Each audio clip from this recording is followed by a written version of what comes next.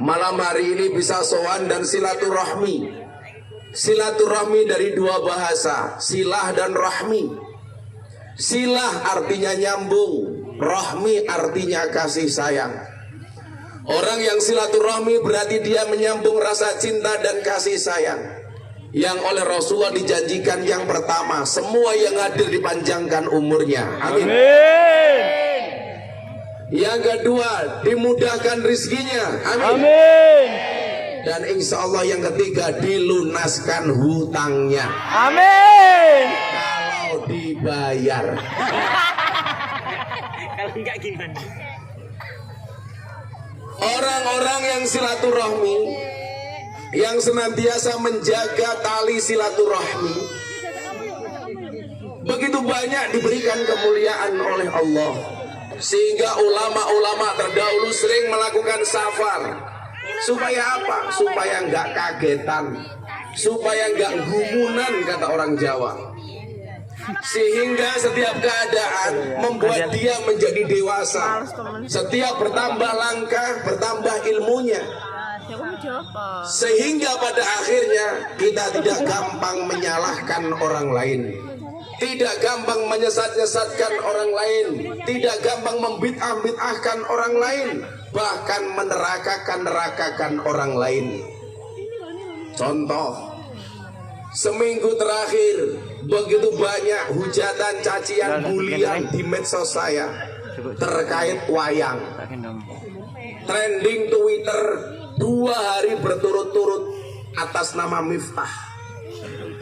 Postingan wayang yang saya posting dikomentari lebih dari 26.000, tetapi like-nya jauh lebih banyak. Saya ditanya sama wartawan, Gus Miftah sakit hati nggak dikomentari seperti itu? Enggak. Kenapa? Karena komentarnya tidak pernah saya baca.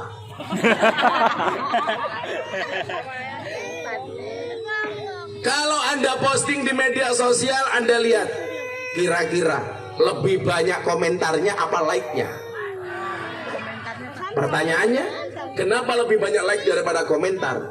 Jawabannya adalah, seberapa banyak pun orang yang membulimu, membencimu dengan komentarnya, yakinlah di luar sana lebih banyak yang mencintaimu dari dalam hatinya. Tapi kalau jomblo beda. Kenapa lebih banyak like daripada komen? Karena banyak orang cinta tetapi tidak berani mengatakannya. Mong di batin ngempet, jerawatnya keluar semua. Kalau saya lihat dari wajah-wajahnya ini banyak wajah-wajah jomblo, betul? Betul. Maka saya doakan sejomblo-jomblonya kalian segera berakhir. Amin. Amin. Di mana berakhirnya? Kalau tidak di pelaminan, minimal di pemakaman. Aduh, angel. Saya lahir dan besar di Nahdlatul Ulama dengan segala ujiannya. Contoh ujian terkini, saya pengen minum degan, gak ada degan di atas meja. Tapi saya bersyukur, ini kopiahnya NU, saya doakan masuk surga. Kopiahnya. Akhirnya datang juga. Mas tukang sound system, bisa nggak sound control saya di sini dibesarkan? Itulah bedanya cewek sama sound system. Sound system dimodalin banyak, kelihatan wujudnya. Cewek dimodalin banyak, diambil temannya. Masuk Pak Ego. Sound saya yang sini agak dibesarkan. Atau dibalik Mas, sampai ngaji aku ngesound di situ. Shallu ala Nabi Muhammad. Saya lahir, tumbuh dan berkembang dari rahim Nahdlatul Ulama. Benar, bapak saya bukan kiai besar. Tetapi saya meyakini kesuksesan seorang anak itu pasti berangkat dari doa dan tirakat orang tua. Saya punya mbah di Ponorogo namanya Muhammad Besari. Tapi kebetulan saya dilahirkan di Lampung, sehingga saya dapat julukan Puja Kesuma, putra Jawa kelahiran Sumatera. Santri saya malah banyak yang Indo-Pakistan. Bapaknya iblis, ibunya setan. Karena banyak yang datang ke pondok, saya nggak tahu dia anaknya siapa. Karena di rumah tangganya, di keluarganya dia ditolak, akhirnya datang ke pondok. Saya begitu banyak mendapatkan santri datang ke pondok masih dalam keadaan mabuk, minum alkohol, pakai narkoba. Di masyarakat tidak diterima, di pondok saya terima. Kecangkemnya ngapa ya?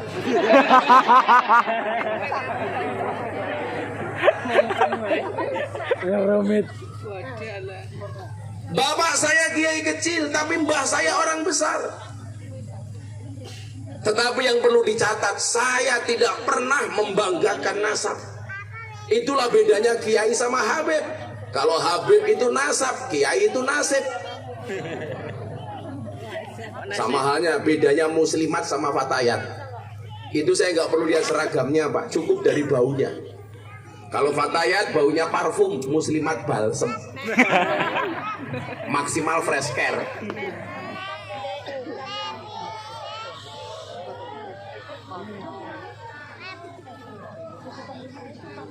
Begitu sabar orang tua mendidik saya bagaimana mencintai Nahdlatul Ulama. Ketika saya masih sekolah dasar, kamar saya sama bapak saya dipasang gambar jagat Nahdlatul Ulama. Itulah awal mula saya bertanya sama bapak, Pak niku nopo? Bapak saya jawab, nak ini adalah lambang Nahdlatul Ulama. Hebatnya di mana Pak gambar itu? Saya bilang, kamu lihat nak, di dalam gambar itu ada tulisan waqtasimu bihablillahi jami'an wa la tafarraqu. Saling berpegang teguhlah kamu sekalian atas agama Allah dengan tali agama Allah, dan janganlah kamu bercerai-berai. Saya baca, saya lihat. Amalannya apa, Bah? Kenapa NU? Beliau jawab, minimal dalam NU kamu belajar tawasud atau wasatiyah, Islam yang moderat. Tidak ekstrim kanan, tidak ekstrim kiri, tetapi yang tengah-tengah atau sedang-sedang saja. Kenapa? Karena khairul umuri awsatuha, sebaik-baik perkara adalah yang tengah-tengahnya. Di situ kamu akan belajar tasamuh. Apa itu Pak? Menghormati orang lain. Apapun perbedaan, kamu harus menghormati orang lain. Bapak saya bilang, di dalam NU jangankan berbeda ormas, berbeda agama, kita dituntut untuk menghargai dan menghormatinya. Kamu orang Jawa, jangan merasa paling hebat, hormati suku lain. Dan itu tertanam di dalam hati saya. Maka saya teriak ketika ibu kota mau dipindah ke Kalimantan, orang dengan santai mengatakan itu tempat buang jin, setan, iblis. Saya katakan ini orang yang tidak menghormati adat istiadat dan budaya orang lain. Seharusnya apa? Betul? Betul. Itu berarti Anda menyakiti kawan-kawan kita di Kalimantan. Kalau saya ditanya sama wartawan, gimana komentar Gus Miftah tentang ibu kota pindah ke Kalimantan? Cukup saya jawab, ibu kota boleh pindah ke Kalimantan asalkan kamu tidak kembali ke hati mantan. Masuk. Dan itu diajarkan dalam Nahdlatul Ulama, sifat tasamuh, menghormati orang lain. Maka saya bersyukur ketika kuliah datang dari Lampung ke Jogja, saya gak kuat ngekos. Saya belajar wasatiyah dan tasamuh di masjidnya orang Muhammadiyah. Kawan-kawan saya Muhammadiyah ketika kuliah. Kebetulan saya gak kuat ngekos, saya harus tinggal di masjid. Saat itu saya mendapatkan jabatan James Bond, jaga masjid dan kebun. James Bond. Apa tugas saya? Bersih-bersih masjid. Jadi imam di masjidnya orang Muhammadiyah. Kita belajar tasamuh di situ. Kita belajar menghargai perbedaan. Lingkungan saya banyak orang Nasrani. Tapi lucunya, kalau saya tidak mengumandangkan adzan, kawan-kawan Nasrani tanya, Gus, tumben kok pagi ini tidak mengumandangkan adzan? Hari ini polemik yang terjadi, mohon maaf, begitu banyak pelintiran-pelintiran di media massa. Saya bilang, kalau dilihat secara full dan utuh, gak ada niatan Menteri Agama itu membandingkan antara adzan dan gonggongan anjing. Coba dilihat secara utuh. Cuman persoalannya adalah, saya akui sebagai kawan kita NU, mungkin diksi kalimatnya kurang tepat. Tetapi nggak ada niatan di situ. Kalau saya persoalan adzan sudah diserahkan kepada masyarakat. Contoh, lingkungan saya 60% Katolik, Pak. Tetangga utara saya kuburan, tetangga selatan saya pendeta. Dan seumur hidup saya tidak pernah bertengkar dengan tetangga utara saya. Iya kuburan. Kuburan. Iya kuburan. Lihat tetangga utara kuburan tetangga selatan. Pantas kayak kuburan matamu. Iya benar. Iya benar. Tetangga saya Nasrani, kita biasa guyon-guyon sama teman-teman saya Nasrani. Saya bilang sama tetangga saya, pendeta, saya adzan pakai toa boleh apa enggak? Enggak apa-apa, Gus. Bahkan di tempat saya kalau ada orang meninggal, baik Nasrani maupun Muslim, diumumkan di toa. Inna lillahi wa inna ilaihi roji'un. Telah meninggal dunia dengan tenang. Orang yang mengatakan Gus Miftah mirip kuburan. Kamu berarti. Cilik ireng. Petekelan. Cilik hilang petekelan. Diumumkan di masjid. Tapi santri juga sadar kalau mau tarhem menjelang adzan subuh, tahu lingkungannya orang Nasrani, pakai speaker dalam, nggak pakai speaker luar. Begitu adzan dikumandangkan, baru pakai speaker luar. Puji-pujian nggak usah terlalu lama, khawatir mengganggu tetangga. Itu yang kami lakukan. Ketika tinggal di Masjid Muhammadiyah, saya belajar tasamuh, menghormati orang lain. Ada masalah nggak, Gus? Nggak ada. Masalahnya cuma satu. Gara-gara saya tinggal di Masjid Muhammadiyah, saya kurus. Berat badan saya hanya 40 kilo. Kenapa? Karena Muhammadiyah belas nggak pernah ada selamatan. Rano mangan-mangan belas. Tapi saya akrab dengan mereka. Saya belajar budaya Muhammadiyah. Makanya coba, kalau melihat prestasi orang lain, organisasi orang lain, kita lihat prestasinya. Supaya apa? Memicu semangat kita. Muhammadiyah unggul dalam bidang pendidikan, perguruan tinggi, rumah sakit. Jujur, NU ketinggalan. Ini kita perlu belajar dari mereka. Soal pondok pesantren, orang NU lebih unggul daripada Muhammadiyah. Maka kenapa Muhammadiyah sekarang bikin pesantren? NU ketinggalan perguruan tinggi. Di masa Pak Kiai Said, perguruan tinggi NU banyak diciptakan di Indonesia. Ini belajar dan saling melengkapi. Iya. Maka saya bilang, kalau NU dan Muhammadiyah di Indonesia bersatu, finish, nggak ada yang bisa ngelawan. Tapi kalau NU dan Muhammadiyah bermusuhan, hancur negara. Makanya saya bilang, sehebat-hebatnya Superman kalah dengan super team. Superman itu goblok, badannya besar, bajunya es. Kan goblok. Lebih goblok lagi pakai celana dalam di luar. Sempak diketok-ketok. Yang paling goblok siapa? Yang nonton. Tahu orang goblok kenapa ditonton? Sopo yo rupamu kuwi. Sehebat-hebatnya Superman kalah dengan super team.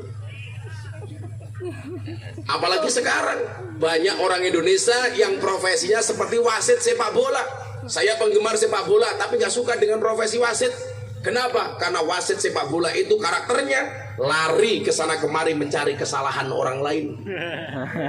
Tapi yang paling bahaya siapa? Wasit tinju. Kenapa?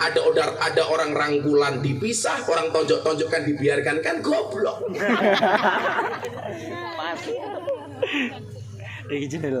Makanya saya dulu ketika kuliah Pak pernah narik becak, dan itu profesi yang paling saya banggakan. Saya narik becak 6 bulan. Saya latihan sabar dari tukang becak. Bagaimana nggak sabar? Nunggu penumpangnya nggak datang, becaknya tumpah idewe, sabar. Bahkan satu ketika becak saya ditabrak sama orang, dia rusak, saya nggak ngamuk, malah nyanyi lagu India, matane, matane.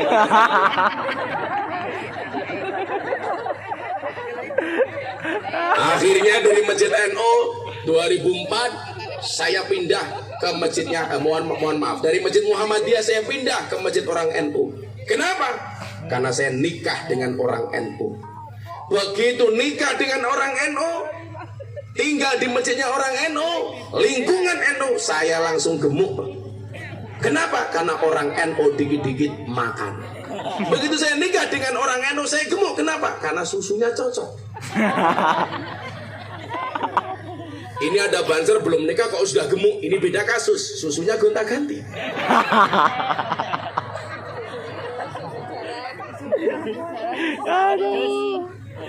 Kalau cowok itu lebih disukai cowok yang kurus. Tapi kalau cewek hari ini lebih disukai yang gemuk. Kenapa cowok lebih disukai yang kurus kayak saya? Jelas, makan saja nggak tambah, apalagi pasangan. Tapi kalau cewek, justru cewek seksi kalah dengan cewek gemuk. Kenapa? Karena cewek seksi hanya fokus kepada penampilan, nggak pernah fokus kepada perasaan. Makanya kalau ada banser punya istri gemuk, bersyukurlah. Mau keloni 30 menit kram sikilmu. Sing lemu kesender. Begitu saya tinggal di masjid orang NU, saya gemuk. Kenapa? Dikit-dikit makan. Yasinan makan, tahlilan makan, sholawatan makan, manakiban makan, istighosahan makan, mujahadahan makan. Tetangganya sakit minta didoakan makan. Yang sakit mati makan lagi. Susah jalan tinggi. 7 hari. Loh, lihat banser sampai wajahnya kayak besek semua. Kenapa kemudian NU menjelma sebagai organisasi masyarakat terbesar di dunia? Karena mampu mengkombinasikan antara ajaran agama dengan budaya. Bagaimana kemudian mensyiarkan agama dengan bingkai budaya tanpa mempertentangkan antara satu dan yang lainnya. Bapak Ibu, saya pakai belangkon sejak tahun 2006 ketika Bantul gempa bumi. Yang pengen saya katakan apa? Bahwa agama dan budaya nggak usah dipertentangkan. Tingkatan agama di atasnya budaya, tapi budaya bisa dijadikan wasilah untuk mengembangkan agama. Benar. Perintah menutup aurat itu adalah agama, tapi cara menutupnya itu adalah budaya. Dan belangkon ini simbol budaya. Songkok yang bapak-bapak pakai itu bukan agama, maka namanya songkok nasional, bukan songkok Islam. Artinya apa? Orang non-Islam juga boleh pakai songkok. Orang Jawa boleh pakai songkok. Orang Dayak boleh pakai songkok. Saya dari kemarin berharap ada panitia yang ngasih saya apa? Ikat ala Dayak. Tapi gak ada yang kasih. Saya mau beli di mana juga nggak tahu. Kalian kalah sama orang Papua. Saya ke Papua malah dikasih koteka. Tapi nggak lucu kalau saya pengajian pakai koteka. Bagaimana ekspresi ibu-ibu? Gini aja mereka penasaran. Gue copot kacamatanya. Kalau saya copot kacamata, pingsan. Janda pingsan. Coba dilihat di tengah. Subhanallah, sudah tua, jilbabnya pink. Menjijikan.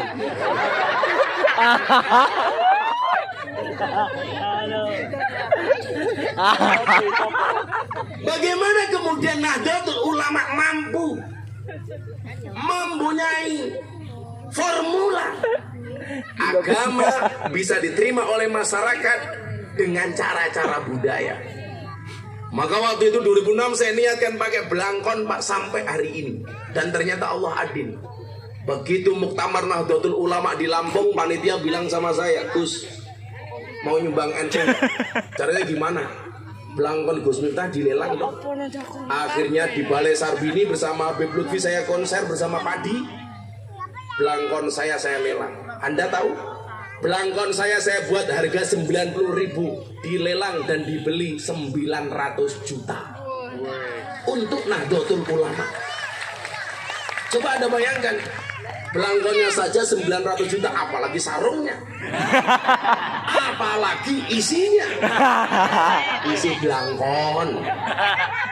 Aduh, angel. Apalagi ke atasnya. Makanya 2 bulan yang lalu saya sering cerita, Pak. Saya dapat 3 penghargaan dari LEPRID, Lembaga Prestasi Indonesia dan Dunia. Yang pertama, rekor belangkon termahal di dunia, 900 juta. Yang kedua, saya dapat penghargaan sebagai dai yang paling konsisten pengajian di lokalisasi, 22 tahun. Yang ketiga, saya dapat penghargaan Sebagai selebriti yang paling banyak, gambarnya dilukis di bokong truk. Iya benar. Ada ratusan truk gambarnya Gus Miftah. Benar. Tapi yang paling menyedihkan satu, ada mobil tangki sedot WC. Gambarnya Gus Miftah. Kuatnya, ya Allah, silitmu adalah rezekiku. Silitmu rezekiku. Gambar saya itu banyak, Pak. Di bokong truk, bahkan di semua tempat. Saya dapat kiriman dari Ketapang, 2 truk. Gus, izin ikut gambarnya Gus Miftah. Di mana bokong truk? Yang paling luar biasa adalah ada orang masih 6 jam dari Banjarmasin, punya anak hamil. Setiap malam lihat YouTube-nya Gus Miftah, ketika tidur mesti ngelindur. Akhirnya dia minta berangkat ke Jogja, bapaknya bawa uang 500.000. Sampai Banjarmasin mau nyebrang, uangnya habis. Ketemu truk gambarnya Gus Miftah. Ditanya, Mas mau kemana? Saya mau ke Magelang. Pulang dari Kalimantan ke Magelang. Kok ada gambarnya Gus Miftah? Iya, karena saya ngefans sama Gus Miftah. Boleh nggak saya nunut? Lah bapak mau kemana? Saya mau ke pondoknya Gus Miftah, saya nggak punya uang. Uang saya habis. Akhirnya berangkat. Dan ternyata quote-quote yang selama ini saya buat itu menarik untuk teman-teman supir truk. Makanya coba kalau Anda lihat, yang menarik sebenarnya bukan hanya gambarnya tetapi quote-nya. Ketika berbicara tentang pendosa, di situ ada truk gambarnya Gus Miftah, di situ ada quote-nya. Lebih baik ahli maksiat yang khawatir dengan kemaksiatannya daripada orang yang ahli ibadah tapi sombong dengan ibadahnya. Ketika orang menjauhi para pendosa, Gus Miftah hadir kepada mereka. Maka ada gambarnya Gus Miftah, di situ ada quote, menyalakan lampu di tempat yang gelap, menyapu di tempat yang kotor. Bahkan ada satu quote yang sangat-sangat viral, ada gambarnya Gus Miftah, di situ ada quote, jangan pernah menghina pendosa seolah-olah kamu tidak pernah berbuat dosa. Makanya kalau di Jawa begitu banyak bus dan truk tulisannya Gus Miftah, presiden para pendosa. Keren julukannya. Ora apa-apa. Bisa jadi dosamu sebesar kapal, tetapi yakinlah ampunan dan maghfirah dari Tuhanmu lebih besar dibandingkan lautan. Pada akhirnya surga itu akan ditempati oleh ahli maksiat yang mau bertobat, bukan orang yang sok suci, namun pada akhirnya tersesat. Maka saya bilang, cintaku kepada para pendosa seperti kamera, fokusnya hanya ke kamu, yang lain ngeblur. Dulu Pak, rame-ramenya Amalia NO diserang, tahlil bid'ah, selawatan bid'ah. Saya pengajian di Istiqlal, jadi kuat di bokong truk. Gambarnya Gus Miftah, di situ ada quote, cukup Rokib dan Atib yang menilai amalku, cangkemmu rasa melu. Saya ketemu janda, jadi quote, berbahagialah ketika kamu menikah dengan janda, minimal dia jujur, sudah tidak gadis lagi. Daripada kamu nikah dengan gadis tapi rasa janda. Amr. Itulah alasan kenapa saya mencintai NU. Maka tugas kita hari ini adalah al-muhafadzatu 'alal qadimis shalih wal akhdhu bil jadidil aslah. Mempertahankan tradisi lama dengan tetap mengimprovisasinya dengan tradisi-tradisi yang baru. Untuk itu saya mau selawatan, ada hadroh nggak di sini? Mana hadrohnya? Tuker tempat. Jauh amat bro. Pasti anggaranmu nggak jelas. Tapi santai, saya besok masuk surga, anak-anak hadroh saya ajak. Amin ya Allah. Amin. Ya itu saya kelon sama bidadari, awakmu hadrowan dong. Banser saya prioritaskan masuk surga. Kan Banser tugasnya survei lokasi. Sebelum kiai masuk surga, Banser survei lokasi. Begitu surganya siap, kiainya masuk, Bansernya balik lagi. Mosok penak sampean. Makanya mbak-mbaknya kalau mau menikah prioritaskanlah Banter sebagai calon menantu. Kenapa? Jelas kiai saja dijaga, apalagi hatimu.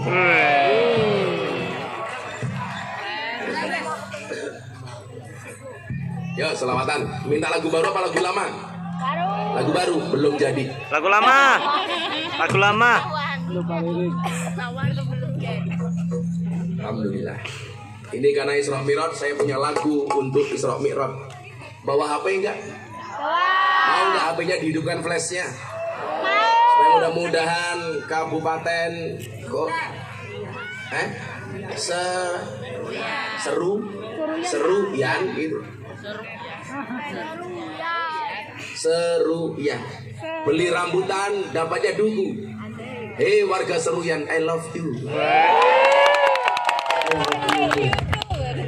Coba semua yang bawa HP diangkat flashnya. Seruyan bersolawat, mudah-mudahan mendapatkan syafaat dari baginda Muhammad. Amin. Doa-doanya diijabah oleh Allah. Semua masalahnya diberikan solusi oleh Allah. Kalau kalian menginginkan dunia seisinya, ingatlah dunia seisinya diciptakan karena Nur Muhammad. Malam hari ini Seruyan kita buat bercahaya. Insya Allah syafaat Muhammad untuk kita semuanya. Amin. Coba saya tes dulu, hadrohnya diam dulu. Saya mau tes sholawat tibil kulub versi Gus Miftah. Versi ditinggal pas sayang-sayang. Shollu ala Nabi Muhammad. Sana arah mana Pak? Sana Pak? Timur. Boleh saya berdiri? Ibu-ibu lebih suka saya duduk apa berdiri? Perempuan Pak, di mana-mana suka yang berdiri. Arah timur dulu. Semuanya diangkat. Allahumma sholli ala sayyidina Muhammadin tibil qulub wa dawaiha wa afiyatil abdan wa sifaiha wa nuril absari wa diyaiha. Bagus, hadro siap-siap. Saya minta panitia ambil dari belakang satu. Besok akan saya posting di Instagramnya Gus Miftah. Biar orang tahu Seruyan orangnya luar biasa. Coba panitia minta satu dari belakang yang bagus. HP-nya jangan cross. Wah. Ya ini viral HP ini cross keprimen ya. Coba soalnya dibenerin. Ayo anak-anak Adro siap-siap. Shollu ala Nabi Muhammad. Allahumma sholli ala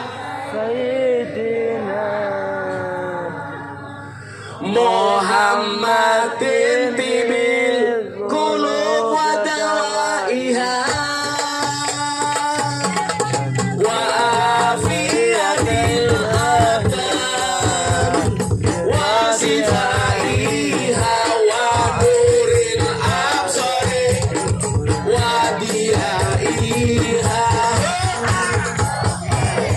kuilum atalikani adan kaya malamapan turu sakarapmu dewe nuruti hawa nafsumu engkau lupakan Tuhanmu mengejar dunia lupa akhiratmu. Allahumma sholli ala sayyidina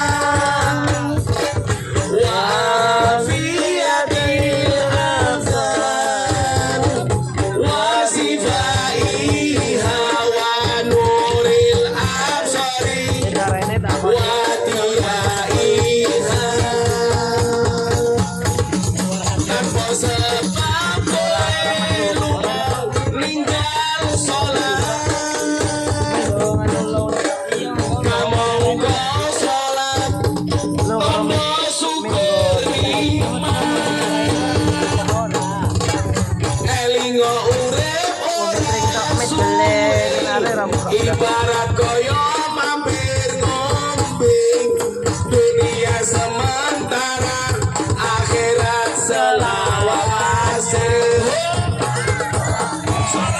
Allahumma sholli ala sayyidina Muhammadin bil qulub wa daiha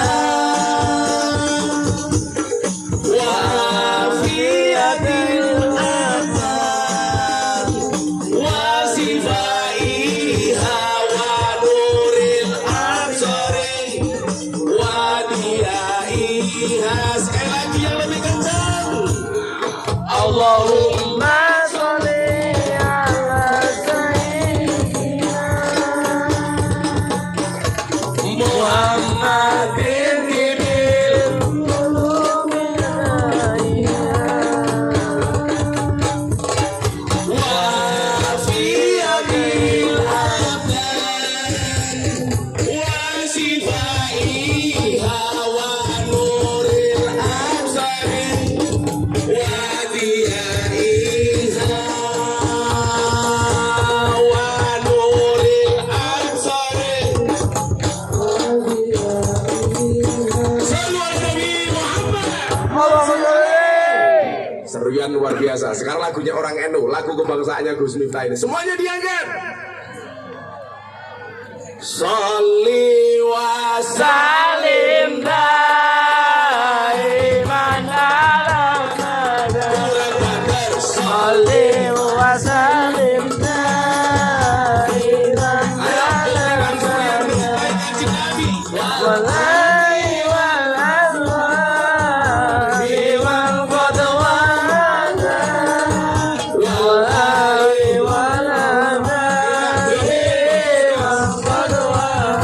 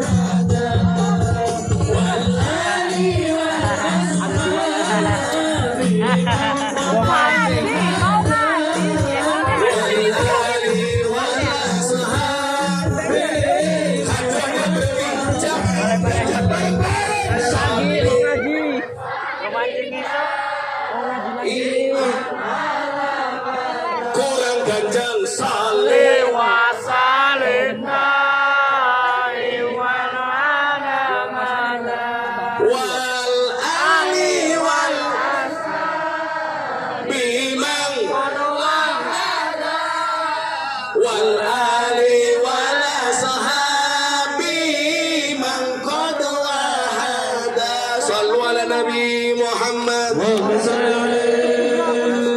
Alhamdulillah.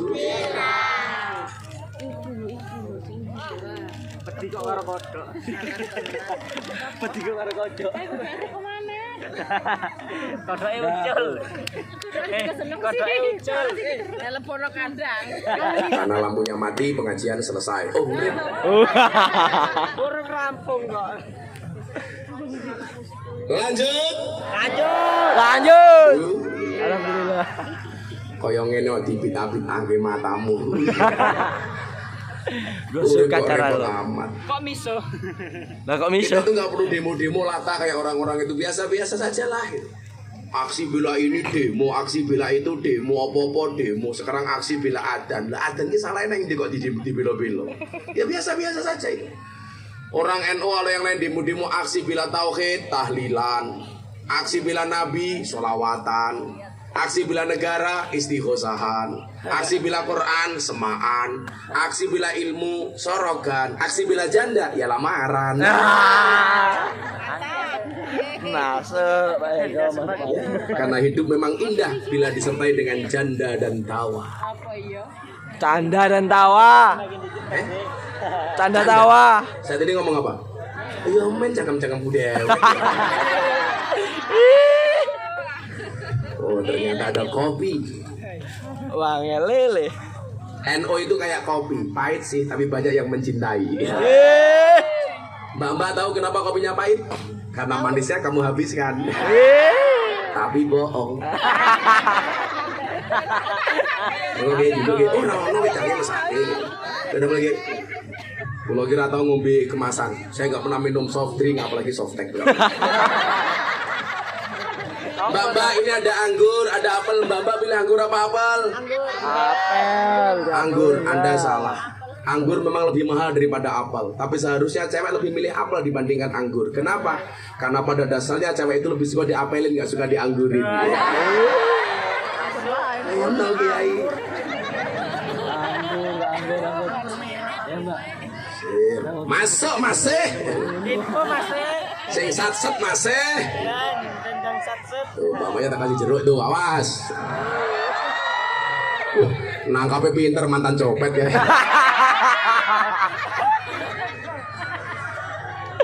Oh banser. Ya banser. Kamu minta miskin. HP. Belangkon mbahmu. 900 juta, Bro. Gitu kok awakmu oleh sak manuke gitu.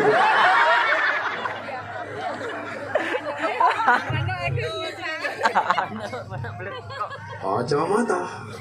Kenapa pakai kacamata? Iya, karena kalau pakai kaca jendela berat. Nah, NO mampu membungkus nilai ajaran agama dengan budaya. Maka survei membuktikan warga NO itu terbanyak tidak hanya di Indonesia tapi di dunia. Jaketnya mana? Apa? Oh, mana pandaran? Maka begini, ketika memahami konsep wasatiyah, tawasud, ya, kemudian tasammum, kemudian tawazun, kita dapatkan di dalam Nahdlatul Ulama. Contoh di dalam berbangsa dan bernegara. Kita mengenal Islam yang moderat. Kenapa? Karena Allah mengatakan wa kadzalika ja'alnakum ummatan wasatan. Allah menjadikan kita umat yang tengah-tengah. Baik di dalam beragama maupun berbangsa dan bernegara. Maka Islam kita itu slow. Contoh, gak ada ceritanya